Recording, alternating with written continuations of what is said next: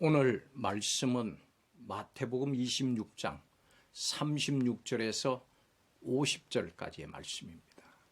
예수님은 빌립보서 2장 6절의 말씀대로 근본 하나님의 본체로 신성을 가지고 계셨고 동시에 완전한 인간으로 인성도 가지고 계셨습니다. 그래서 인간이 가진 연약함과 두려움이라고 하는 감정 또한 감당하셔야 했습니다. 예수님이 습관을 쫓아 기도하신 것도 또 잡히시기 직전 고통 중에 기도하신 그것도 인성이 갖고 있는 연약함을 인해서 하나님의 뜻을 이루기 위해서 인성이 신성에게 기도하신 것입니다. 예수님은 제자들도 기도에 동일한 그 경험을 하기를 원하셨습니다. 그래서 함께 기도함으로 시험에 들지 않고 위기의 순간을 잘 견디도록 기도하라 이렇게 격려하셨습니다. 예수님은 우리가 하나님께 드려야 하는 기도의 본을 보이셨습니다. 예수님의 기도는 얼굴이 땅에 닿을 정도로 낮게 엎드려 하나님을 높이고 당신의 낮음을 인정하는 겸손한 기도였습니다. 또 당신의 마음에 원하는 바가 있다고 할지라도 하나님의 주권적인 역사와 계획이 먼저 이루어지기를 간구하는 기도였습니다. 이것이 하늘의 뜻이 땅에서도 이루어지기를 기도하는 모습입니다. 동시에 인간의 두려움과 고통 그리고 간절한 마음을 아뢰는 기도입니다. 이러한 기도를 반복적으로 드리는 사람은 두려움과 걱정이 희미해지고 하나님의 주권과 뜻은 선명해지는 그런 경험을 하게 됩니다. 기도해도 상황은 변하지 않을 수 있습니다. 기도 이후에도 하나님의 계획은 철회되지 않을 수도 있습니다.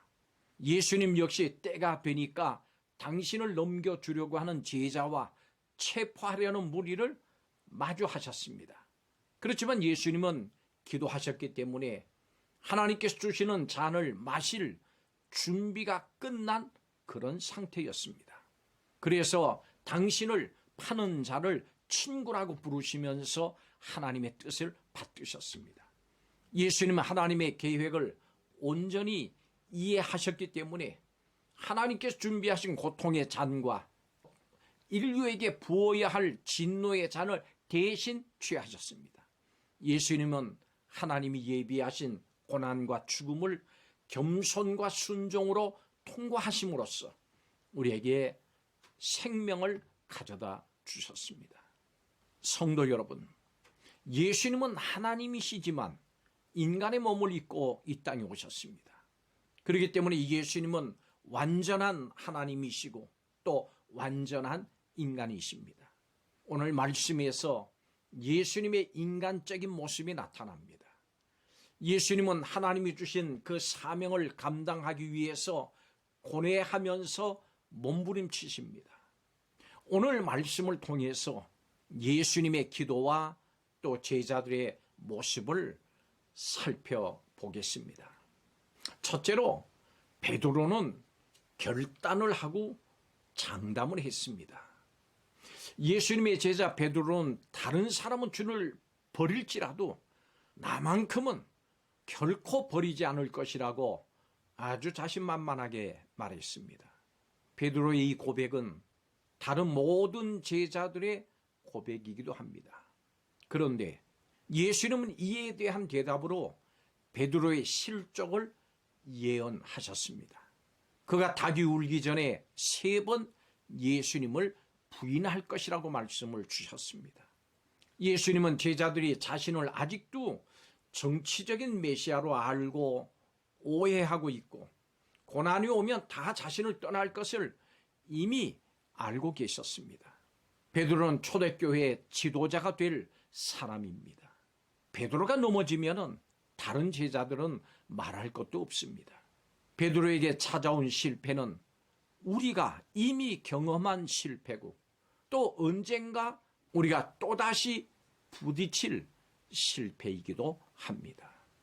우리 안에 베드로의 장담이 있습니다. 그리고 결단도 있습니다. 두 번째로 예수님께서는 기도하셨습니다. 예수님은 십자가에 못 박히시기 전에 겟세마네 동산에서 아버지여 이 잔을 지나가게 해 주소서 이렇게 기도하셨습니다. 십자가의 공포는 상상을 초월한 것이기 때문입니다. 예수님은 완전한 하나님으로 이 땅에 오셨습니다마는 동시에 완전한 인간으로 이 땅에 사셨습니다. 예수님의 고통은 육체적인 고통과 함께 하나님께 버림을 받게 된다고 하는 영적인 고통입니다. 인류의 죄를 지시고 하나님의 저주를 받아 버림받는 것은 참을 수 없는 고통이었습니다. 예수님의 고뇌하는 그 모습 속에서 우리는 하나님의 명령을 행하려고 몸부림치는 어린 양의 모습을 봅니다. 그리고 고통과 공포를 기도로 이겨내시고 모든 것을 아버지의 손에 맡기시는 구세주 예수님의 승리를 봅니다. 기도는 고난을 이기는 무기입니다. 아무 죄 없으신 예수님께서 당하신 고난에 비할 수 있는 고난, 이것은 세상에 없습니다. 우리는 더욱 깨어서 기도해야 됩니다. 우리는 공동체에게 적극적으로 중보를 요청하고 함께 기도해야 됩니다. 우리의 뜻이 아닌 하나님의 뜻이 이루어지도록 순종하는 마음으로 기도해야 됩니다. 예수님의 기도처럼 하나님의 뜻이 이루어지는 것이 가장 선한 길이기 때문입니다. 예수님은 기도하셨습니다.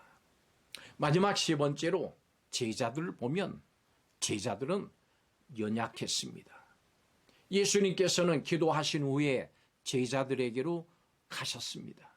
그런데 제자들은 이미 모두가 잠에 빠져 있었습니다. 예수님께서는 홀로 그 외롭고 힘든 시간을 묵묵히 기도로 견뎌내셨습니다. 예수님께서 홀로 기도하실 때 제자들은 그들의 육신의 연약함으로 인해서 잠에 빠졌습니다. 육신의 약함의 문제는 제자들만의 문제가 아닙니다. 오늘 우리도 연약함을 안고 살아갑니다. 제자들의 실족은 오늘 우리에게 많은 교훈과 위로를 줍니다. 우리는 날마다 실족하고 넘어지고 죄를 범할 수 있습니다. 이런 연약함은 육신의 굴레 안에 있는 동안 계속될 겁니다. 그래서 우리는 이 실패와 실족을 대하는 올바른 자세를 가져야 됩니다. 넘어질지라도 결코 좌절해서는 안 됩니다. 중요한 것은 실패를 딛고 어떻게 다시 일어나는가 하는 겁니다.